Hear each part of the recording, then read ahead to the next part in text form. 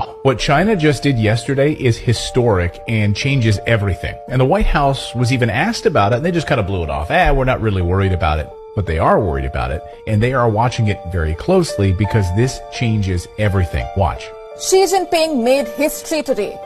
The Chinese president landed in Riyadh.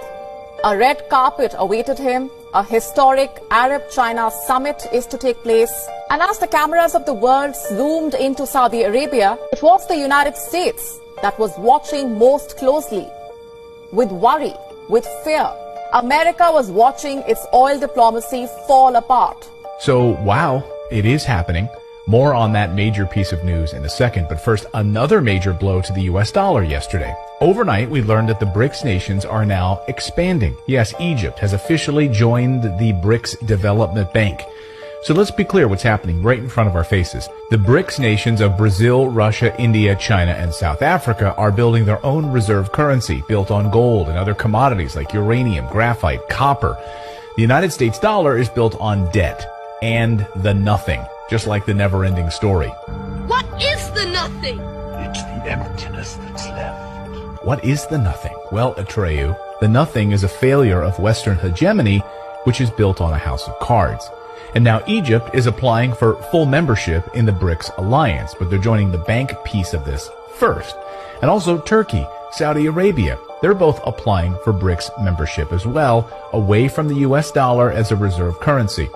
So you can just imagine for a moment, a Russia, Saudi, China, India currency backed by gold? It's game on.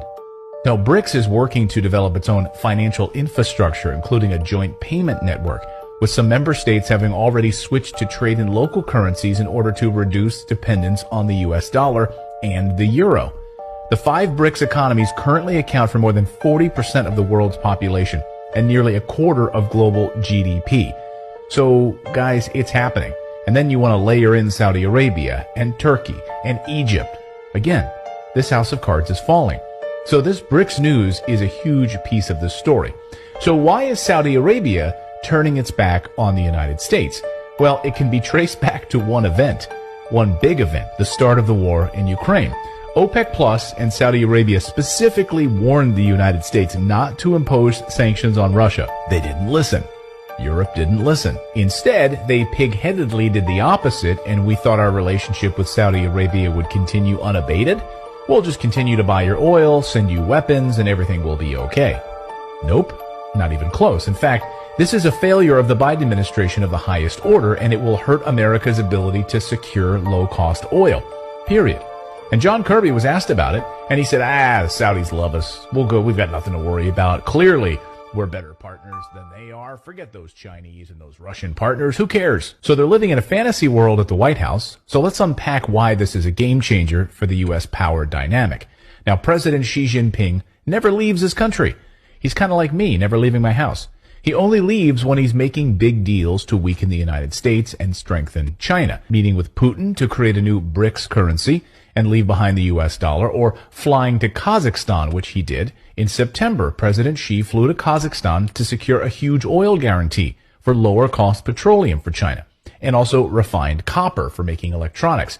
And in return, China will send electronics and shoes and manufactured clothing back to Kazakhstan. And now a trip to Saudi Arabia for Xi Jinping to line up massive amounts of oil for China. Now, this comes just months after President Joe Biden bumbled his way through the Middle East and vowed in a speech during his visit to Saudi Arabia that the United States would not leave a vacuum in the Middle East to be filled by China, Russia, and Iran. Watch. Tomorrow, I'll also be laying out an affirmative framework for America's engagement in the Middle East to build on these important steps going forward. The bottom line is this trip is about, once again, positioning America in this region for the future.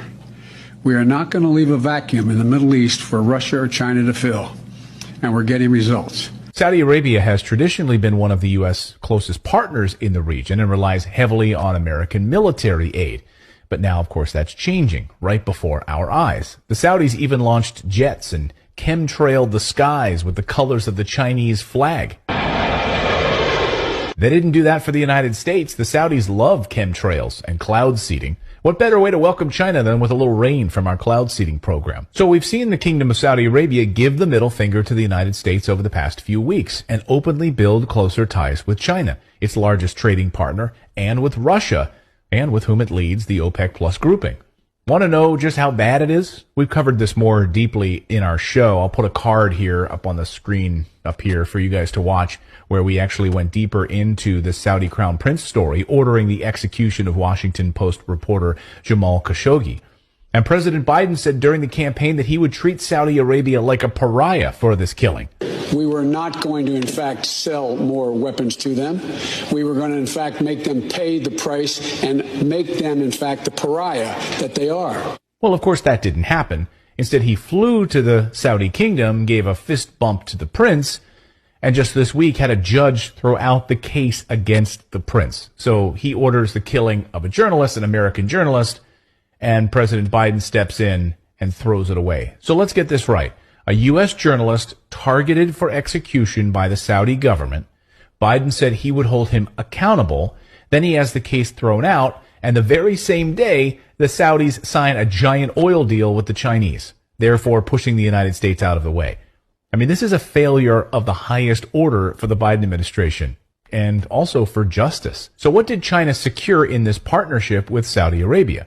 Well, they signed 34 deals over the past 24 hours, including investments in solar panels, green energy, information technology, cloud services, transport, construction, but most notably, oil. It's a $30 billion agreement. So let's get this right. This is all happening when Europe has dropped dependence on Russia's oil and natural gas from 40% down to 9%, while at the same time shutting down nuclear power plants. Are they insane? Well, the answer is yes, and OPEC Plus just announced on Sunday that the production cut of oil is just beginning. Remember the one that they promised us back in October, where they would cut 2 million barrels of oil per day? So China and Russia are securing deals with Saudi Arabia, and Europe and the United States are getting screwed in the process. And as we've been covering, Europe is now paying triple the price to have liquid natural gas processed and shipped from the United States into Europe. Of course, the same with oil.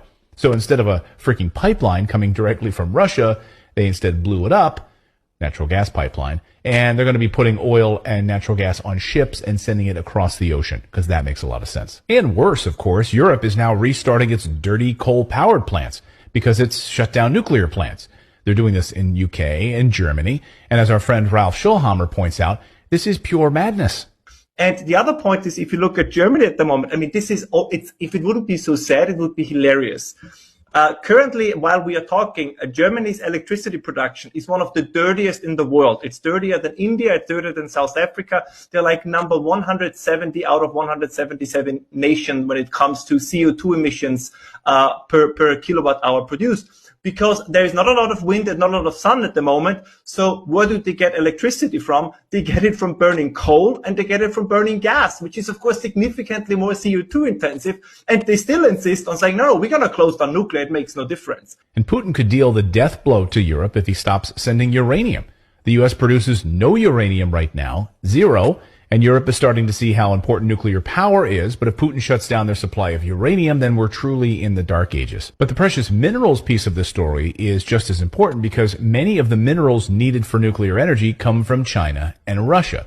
In the United States, we have a shortage of these minerals to build nuclear reactors. So China will help provide these precious minerals to Saudi Arabia, and we are scrambling at home to try to get them out of the ground. So we will be watching this story very closely, because it's incredibly important. So that's the news update.